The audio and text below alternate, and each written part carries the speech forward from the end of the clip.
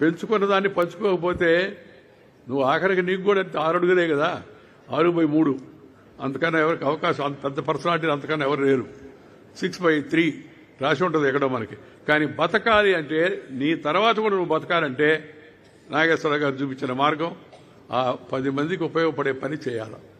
ఏదన్నా కానీ నీ విజ్ఞానాన్ని పంచు, నీ సంపదను పంచు, నీ తెలివిని పంచు, నీకున్నదాన్ని ఏదైనా సరే ఇతరులతో పంచు. కానీ పంచే ముందు దయచేసి అందరూ గుర్తుపెట్టుకోవాల్సిందంటే ముందు పెంచుకోవాలా. పెంచుకోకుండా పంచుకుంటే పంచి మాత్రమే మిగులుతుంది, ఇంకేం మిగలదు. నేనేదో సరదా కోసం ఈ మాట చెప్తున్నానని అనుకోకండి, వాస్తవం చెప్తున్నాను నేను. మనము ముందు ఎలా నిలబడాలి మన కాళ్ళపై, ఆ తర్వాత మనం కాస్త సంపాదించాలి, మనం దాని ఇతరులతో పంచుకోవాలా. ఆ విధంగా చేస్తే మంచి పేరు ఉంటుంది. ఈ వితరణశీలుల పేరు చిరకాలం గుర్తుండే కళాశాల భవనాలకు పెట్టుకోవడం మన సాంప్రదాయం. ఆ గౌరవాన్ని చాటమే కాకుండా తర్వాతి తరాల వరకు కూడా ప్రేరణ కలిగిస్తుంది. Felicitation is to give inspiration. Felicitation is to give inspiration to the new generation అనే విషయాన్ని మనం గుర్తుపెట్టుకుంటే బాగుంటుంది. ఈ గుడివాడ తాలూకాలో ఈ కళాశాల ఎంతో మార్పు తెచ్చింది. ప్రధానంగా వ్యవసాయం అనుబంధ రంగాలు ఆధారపడే చుట్టుపక్కల గ్రామాలు వీటికి ఆధునిక విద్యను కల్పించి వాళ్ళని పై స్థాయికి తీసుకెళ్లేందుకు అవకాశం కల్పించింది. ఈ పునాదితోనే ఎంతో మంది రాణించారు, ఉన్నత పదవులు చేరుకున్నారు. మీడియా మొగలుగా కీర్తి పొంది లక్షల మందికి ప్రత్యక్షంగా పరోక్షంగా ఉద్యోగ ఉపాధి వినోద విజ్ఞాన అవకాశాలు కల్పించిన దివంగత శ్రీ రామోజీరావు గారు ఈ గుడివాడ కళాశాల పూర్వ విద్యార్థి అనే విషయం మనం తెలుసుకుంటే ఉదాహరణకు చెప్పాను. అలా అనేక మంది మరి ఈ సాహితీవేత్త మా మిత్రుడు వై లక్ష్మీప్రసాద్ యార్లగడ్డ, ఆయన కూడా ఎంపీ నిధులు ఇచ్చినప్పుడు 15 లక్షలు విరాళంగా ఇచ్చాడు. ఇంకెంతో మంది పూర్వ విద్యార్థులు కూడా తమ వంతు చేయూత ఇస్తూ ఉన్నారు. యువత అలాంటి వాళ్ళ నుంచి స్ఫూర్తి పొందాలి. చదువుతో పాటు విజ్ఞానంతో పాటు వివేకాన్ని పెంచుకోవాలి, చదువుతో పాటు సంస్కారాన్ని పెంచుకోవాలి. పలానా గుడివాడ కళాశాల విద్యార్థి పలానా దాంట్లోకి ఎన్నికయ్యాడు, పలానా దగ్గర ఉన్నాడు అంటే ఆ సంస్కారం, ఆ పద్ధతి, ఆ సాంప్రదాయం అవి చూసి ఇతరులకు గౌరవం కలగాలి. ఆ భారతీయతను మన జీవితంలో మనం ప్రతి ఒక్కరూ కూడా అలవాటు చేసుకుని ముందు గడపాల్సిన అవసరంతో వికసిత భారతం కావాలంటే మన దేశంలో మనం ఎవరు అడిగారు సార్ దేశభక్తి అంటారు మీరు, ఏందో ఒక్క మాటలో చెప్పండి సార్ అని. ఏం చేయాలో చెప్పండి. ఏం పడలేదా, నీ పని నువ్వు చేయని చెప్పారు. అంతేనా దేశభక్తి అంటే? అంతే. ఎవరి పని వాళ్ళు బాగా చేస్తే దేశం ఎంత ముందుకు పోతుంది చెప్పండి. ఎవరి పని వాళ్ళు బాగా చేస్తే, ఎవరి కర్తవ్యాన్ని వాళ్ళు చక్కగా నిర్వర్తిస్తే దేశం ముందుకు వెళ్లకుండా ఎలా ఉంటుంది? గణనీయమైన అభివృద్ధి సాధించింది మన దేశం, చాలా ముందుకు వెళ్ళింది. ప్రపంచం వేగంగా పోతుంది, ఇండియా కూడా వేగంగా పోతుంది. Now we are one of the. ఆ అమెరికా అధ్యక్షుడు, ఆయన పేరు చెప్పడం కూడా నాకు ఇష్టం లేదు. ఆ మధ్య ఆయన ఏం మాట్లాడతాడో ఆయనకే తెలవదు. India is a dead economy అన్నాడు. India is a dead economy. ఆ తర్వాత 3 రోజులకి IMF ఇంటర్నేషనల్ మానిటరీ ఫండ్ ఒక నివేదిక ఇచ్చింది. ప్రపంచంలో అత్యంత వేగంగా ముందుకు వెళుతున్న ఎకానమీ భారతదేశం నెంబర్ 1 ప్లేస్లో ఉంది. ఆ అమెరికా అధ్యక్షుడు దాన్ని చదివినా కూడా చదవనట్టుగా కూడా నడిచిస్తున్నట్టుగా అనిపిస్తుంది నాకు. అమెరికా గొప్ప దేశం, ప్రజాస్వామ్య దేశం, మనకి మిత్ర దేశం. కానీ దేశం రెండో దేశాన్ని కూడా గౌరవించాలి. వాళ్లే తెలివంతులు అనుకుంటేట మనకు కూడా తెలివంది. ఇవాళ మనం అమెరికాలో ఉన్న 10 మంది డాక్టర్లు ఉండే ప్రముఖులు సగం మంది ఇండియా వాళ్ళే ఉంటారు. అమెరికా వాడికి ఎవరికి జబ్బు వస్తే, ప్రసాద్ గారు ఉన్నారు ఇక్కడ తోటకూరు, అమెరికా వాడికి ఎవరికి జబ్బు వస్తే వాడు అమెరికా డాక్టర్ కన్నా మన ఇండియా డాక్టర్, వీలైతే తెలుగు డాక్టర్ తిరిగిపోతున్నాడు. అది ఈ నేల, ఈ భూమి, ఈ నీరు, ఈ గాలి, ఈ సంస్కృతి అంత గొప్ప ఉన్నతమైంది. ప్రపంచం అంతా కూడా వెలుగు తీస్తూ ఉంది. మనం చరిత్రలో కొన్ని సవాళ్లు ఎదుర్కొన్నాం. ఆ సవాళ్లను గుర్తించాలి మనం. ఏంటంటే ఆ సవాళ్లు కలిసి ఉండాలా. రెండవది, ఈ యొక్క సంపద సంక్షేమం ఇతరులకు కూడా అందాలా.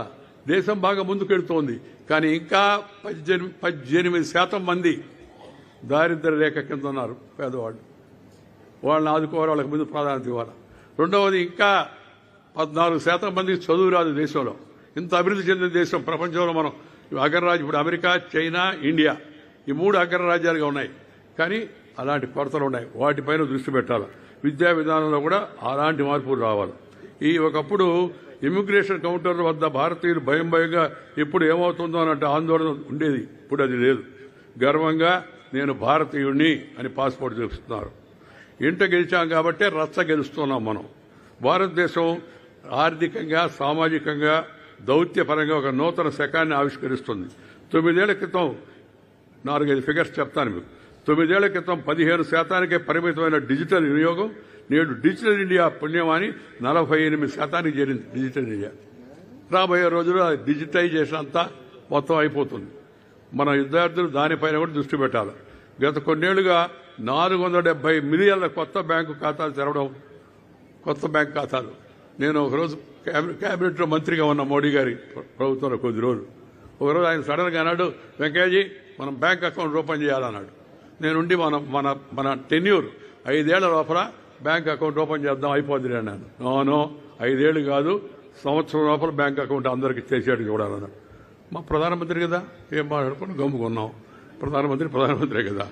కానీ ఆశ్చర్యకరంగా ఇవాళ 470 మిలియన్ కొత్త బ్యాంకు ఖాతాలు తెరిచారు. కొంతమంది ఖాతాలు తెరుస్తారు సార్, దాంట్లో ఏముంది అని. ఆ తర్వాత డీబీటీ, డైరెక్ట్ బెనిఫిట్ ట్రాన్స్ఫర్ అని ప్రభుత్వం ఇవ్వదలుచుకున్న వాటన్నిటినీ మధ్యలో నిలబడకుండా, క్యూలో ఉండకుండా, standing in a queue, waiting in the list, ఆడకి పోవడం, చెయ్యి కలపడం, shaking hand and doing something in between hand, అదేమి లేకుండా ఇవాళ నేరుగా మనకు అందాల్సిన సొమ్ము మన ఖాతాలో నేరుగా మన ఇంటికి, మన చేతికి వస్తుంది, మన ఫోన్లో వస్తుంది. అద్భుతమైన ప్రగతి ఈ భారతదేశంలో ఉంది ఇవాళ ఈ డిజిటల్ పరివర్తన ద్వారా. నేను మొన్న విశాఖపట్నం నడుస్తూ ఉన్నాను. ఉదయాన్నే నడుస్తూ ఉండి అయిపోయిన తర్వాత ఒక చిన్న అతను ఆ రోడ్డు మీద కూరగాయలు పెట్టుకున్నాడు. కీరా అంటే కీరా ఏమంటారు, దోసకాయలు. బాగుంది. నేను ఆ కీరా తీసుకున్నాను. తీసుకుంటే అతను డబ్బులు ఇవ్వబోతే అతను, సార్ మీకు ఫోన్పే ఉందా అన్నాడు. విశాఖపట్నంలో రామకృష్ణ బీచ్లో రోడ్డు మీద ఉన్న అతన్ని నేను, నా మిత్రుడు అశోక్ అని ఇద్దరం కలిసిపోతూ సరదాగా కీరా తిందాం అనుకుంటే ఫోన్పే ఉందా మీకు అన్నాడు. ఆశ్చర్యం వేసింది, అద్భుతం అనిపించింది, సంతోషం అనిపించింది. భారతదేశంలో సామాన్యుడు కూడా ఫోన్పే డైరెక్ట్గా ఫోన్ ద్వారా డబ్బు ట్రాన్స్ఫర్ చేసే విధానం మనకు వచ్చింది. అనుసంధానం అంటే కేవలం రోడ్లు కాదు. నేను గ్రామీణాభివృద్ధి మంత్రిగా ఉన్నప్పుడు నాకు గుర్తు, వాజ్పేయి గారి హామీలో కాదు దాకే సంస్కృతికి దూరంగా ఉండాలి అందరూ కూడా. నేను ఒకరోజు ఎన్టీ రామారావు గారు ఫోన్ చేశాడు నాకు ఉదయాన్నే, రమ్మన్నాడు. ఆయన ఉదయాన్నే చేస్తాడు, మీ అందరికీ తెలుసు కదా, ఏం చేస్తాడో కూడా తెలుసు. తర్వాత 5 గంటల నుంచి మొదలు రమ్మన్నాడు. పోయాను నేను. మాట్లాడారు బ్రదర్, మీతో రాండి నేను పోయాను. నేను పోయితే 6 మంది ఆడవాళ్ళు ఆయన ముందు కూర్చొని ఉన్నారు, మాట్లాడుతున్నారు. ఆయన అన్నాడు, మీరందరూ కాస్త దయచేసి అక్కడ ఉండండి, బ్రదర్ వచ్చారు, వారు మాట్లాడతారని. సరే వీళ్ళు లేచి పోతున్నారు. పోయేవాళ్ళు పోకుండా అందరూ ఒకరి తర్వాత ఒకరు కాళ్ళ మీద పడి రామారావు గారికి దండం పెడుతారు. రామారావు దండం పెడుతుంటే సాష్టాంగ ప్రమాణం. తర్వాత లేచిపోతున్నది. నేను అడిగా, ఏందన్నా ఇదని. మనం ఏం చేద్దాం బ్రదర్, వాళ్ళ అభిమానం అట్టుందన్నాడా. నేను గమ్ముకున్నాను. మామూలుగా నేను అభిమానమా పిండా కూడా 6 నెలల్లో తెలుస్తుందని అన్నా. మీరు నమ్ముతారో నమ్మరో, 6 మంది ఎవరైతే ఆయన కాళ్ళ మీద పడి దండం పెట్టారో 6 మంది 6 నెలల తర్వాత ఆయన అమెరికాలో గుండె జబ్బుండి ఆపరేషన్ చేసుకుని వస్తే ఈ 6 మంది మొట్టమొదట నాదెండ్ల భాస్కరరావుతో పక్కన వెళ్ళిపోయారు. వినయము అంటే అది కాదు, కాళ్ళకు దండం పెట్టడం కాదు, ఆ సంస్కారవంతమైన గౌరవం, దాన్ని అలవాటు చేసుకోవాలి అందరం. అంతే, కాళ్ళ మీద పడితేనే గొప్ప అనుకోకూడదు. కాళ్ళ మీద పడారు, కాళ్ళు లాగేశారు. రామారావు గారికి ఏమైందో మీ అందరికీ తెలుసు, నేను దాని గురించి వివరంగా చెప్పాల్సిన అవసరం లేదు. అలాంటి మహనీయుడు గుండె జబ్బుండి అమెరికాకు పోయి గుండె ఆపరేషన్ చేసుకొస్తే ఇది దొంగ ఆపరేషను, నాటకం ఆడాడని అని కొంతమంది ఇప్పుడు చెప్తున్నారు. కొందరు, ఒక ఆయన మొన్న టీవీలో కనపడుతున్నాడు, ఆయన పేరు చెప్పడం నాకు ఇష్టం లేదు, అందరి పేర్లు అనవసరంగా మన పేర్లు వాడకూడదు, కొందరు పేర్లు. ఆయన చెప్తున్నాడు, అందరినీ వాడు వీడు అంటున్నాడు టీవీలో. రామారావు పిచ్చోడు, రామారావు పిచ్చోడు అనుకోడు, పిచ్చోడా లేదా రామారావు పిచ్చోడా? విశ్వవిఖ్యాత నటసార మౌడుగా దేశాన్ని మొత్తం రాష్ట్రాన్ని ఊపేసినట్టు మహాన వ్యక్తి ఎన్టీ రామారావు. రాజకీయాల్లోకి వచ్చాడు, ఏం చేస్తాడనుకున్నారు, మొత్తం అద్భుతమైన విజయం సాధించాడు. ముఖ్యమంత్రిగా వచ్చాడు, పేదలకి అనేక రకాలైన ఉపయోగపడే కార్యక్రమాలు చేశాడు. నాగేశ్వరరావు గారు తన నటనా వైవిధ్యంతో ఎంతోమందిని, ముఖ్యంగా నాగేశ్వరరావు గారు సాంఘిక పాత్రలకు నాగేశ్వరరావు గారు పెట్టింది పేరు. రామారావు గారు పౌరాణిక పాత్రలు వేసేవాళ్ళు, ఆయన దాన వీర సూర కర్ణ అలాంటివన్నీ. నాగేశ్వరరావు గారు ఇలా చెప్పారు కదా, మోగ మనసులు. కానీ ఆయన మనసుకు తాకే విధంగా ఆయన నటన ఉండేది. శృంగారం పండించేవాడు. ఆ రోజుల్లో శృంగారం పండిస్తే కౌగిలించుకొని మనిషిని లాగడం అటు ఉండేది కాదు. తాకకుండా మాట ద్వారా, అభినయం ద్వారా, కళ్ళ ద్వారా, సావిత్రి కానీ నాగేశ్వరరావు గారి దానికి కానీ కళ్ళ ద్వారా, పాట ద్వారా దగ్గరయ్యేటట్టుగా అనిపించేవాడు. ఇప్పుడు చూస్తున్నాం మనం సినిమాల్లో ఆ దగ్గర రాకుండా గోకినా, పీకినా, ఆకినా శృంగారం లేదు. ఎందుకంటే నటనలో శక్తి లేదు, అభినయంలో అద్భుతమైన అభినయం లేదు. అక్కినేని నాగేశ్వరరావు గారు ఆ అభినయంతో దేశంలో కోట్లాది మంది, ముఖ్యంగా మహిళలు నాగేశ్వరరావు వస్తున్నాడు. ఆమె సావిత్రి కూడా పాపం మొన్న చూశాను, విన్నాను నేను. సావిత్రి కూడా ఆఖరి రోజుల్లో నాగేశ్వరరావు వచ్చాడా అందట, ఆఖరి రోజుల్లో కూడా. అంటే అంతటి అద్భుతమైన నటన ద్వారా ప్రజల యొక్క హృదయాలను గెలుచుకున్నాడు ఆయన. దాంతోపాటు వ్యక్తిగతంగా కూడా చాలా కొన్ని నియమ నిష్టలతో, పద్ధతులతో బతికాడు. అలాగే కుటుంబ సభ్యులకు కూడా ఆ విధంగా ఉండాలని చెప్పని ఆ రోజుల్లో ఆయన మార్గదర్శనం చేశాడు నాగేశ్వరరావు గారు.